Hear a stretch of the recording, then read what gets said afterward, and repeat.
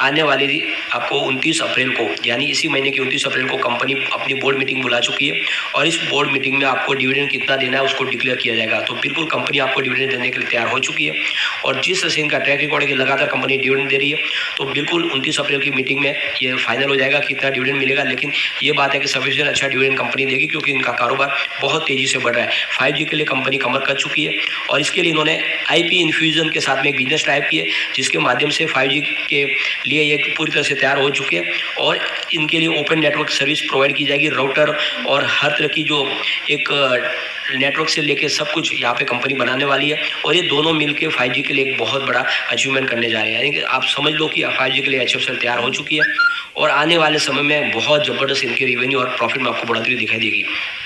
इनके रेवेन्यू को देखें तो 2017 में 2131 करोड़ रुपीज़ का रेवेन्यू था। 2018 में 3227 करोड़ रुपीज़ का रेवेन्यू हुआ। मार्च 2019 में फ्रेंड्स 2019 में 4737 करोड़ रुपीज़ का रेवेन्यू मिला और 2020 में 3838 करोड़ रुपीज़ का रेवेन्यू और यहाँ पे देखोगे 2021 में 4422 करोड़ रुपीज़ का रेवेन्यू। तो 2017 से 2021 के बीच में लगभग इनका रेवेन्यू दुगुना से ज़्यादा हो चुका है। बहुत ही शानदार इनके रेवेन्यू में बढ़ोतरी हुई है। इसका मतलब कंपनी का कारोबार बहुत तेज़ी से आगे बढ़ रहा है। बात प्रॉफिट की अगर करें तो 2017 में 129 करोड़ रुपीज़ का प्रॉफिट था। 2018 में बढ़कर 170 करोड़ रुपीज़ हो गया। 2019 में 232 करोड़ रुपये तक प्रॉफिट पहुंच गया। 2020 में 238 करोड़ रुपये तक प्रॉफिट पहुंचा और 2021 में 246 करोड़ रुपये तक प्रॉफिट पहुंचा है। तो आप देखोगे 2017 से 2021 के अंदर इनका प्रॉफिट भी लगभग बहुत ही तेज़ी से बढ़ते हुए दुगुना हो चुका है। तो रेवेन्यू दुगुना हो चुका है, प्रॉफिट दुगुना हो चुका है। इसका मतलब कंपनी का कारोबार बहुत तेज़ी से आगे बढ़ रहा है। आपको इन्वेस्टमेंट बिल्कुल करना चाहिए HFCL में क्योंकि HFCL लिमिटेड बहुत ही मजबूत कंपनी है जिसके अंदर रिलायंस जियो की भी स्टेक है क्योंकि रिलायंस जियो ने अपने 5G के लिए पूरा कारोबार इनको सौंपा हुआ है। यहाँ पे अगर देखें तो प्रमोटर की होल्डिंग काफ़ी मजबूत है। 44.72% की होल्डिंग प्रमोटर की है जो लगभग बनी हुई है एक तरफा। आपको ये भी पता होगा इन्होंने अपने सारे गिरवी शेयर को भी छुड़ा लिया है। देखिए अगर इनकी FI की होल्डिंग को तो मार्च 2021 में 2.18% की होल्डिंग थी, जून में 2.22 हुई और यहाँ पे देखोगे तो सितंबर में बढ़कर 3.96% हो गई। दिसंबर 2021 में बढ़कर बहुत ही ज़बरदस्त जंप लगा 7.19% पहुँच गई और मार्च 2021 में 6.66% की होल्डिंग है।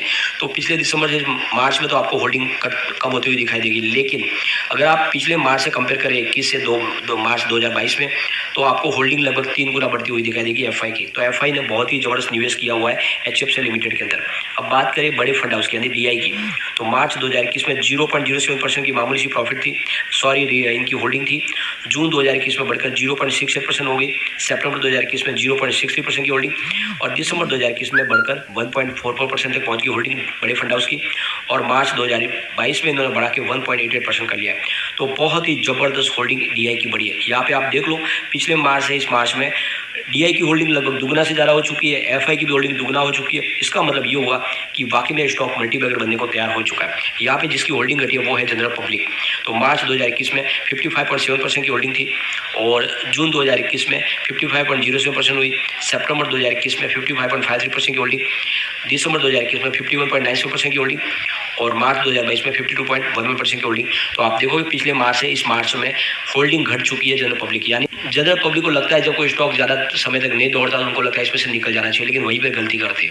इस समय से अगर कोई स्टॉक कोई आगे नहीं बढ़ रहा है इसका मतलब ये नहीं होता कि वो स्टॉक खराब है। आप देखोगे रिलायंस इंडस्ट्री पिछले कई दिनों से नहीं बढ़ा था लेकिन अब दौड़ना शुरू हो चुका है। ITC के लिए भी वही बात है। तो बिल्कुल ऐसे स्टॉक जो काफ़ी समय से एक जगह पर ट्रेड करे इसका मतलब ये नहीं कि वो खराब हो चुके हैं, वो स्टॉक मजबूत है क्योंकि नीचे नहीं गिर रहे और जब दौड़ने